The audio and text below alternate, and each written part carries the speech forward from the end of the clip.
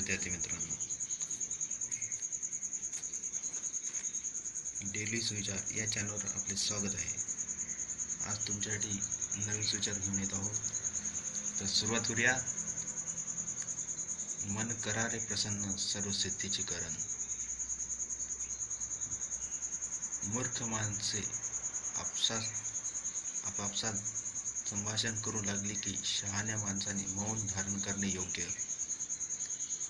तीसरा सुविचार आहे आपला, एक बुद्धिमान व्यक्ति के लिए प्रश्न में भी आधा उत्तर छुपा रहता है।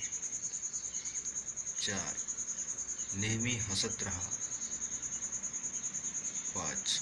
एक झूठ छुपाने के लिए 10 बार झूठ बोलना पड़ता है। तर हे होते आजचे सुविचार। कसे काय वाटले तुम्हाला ते लाईक कॉमेंट करा तुम्ही। ओके, धन्यवाद। उद्या आपण नवीन सुविचार घेऊन येतच आहोत। धन्यवाद।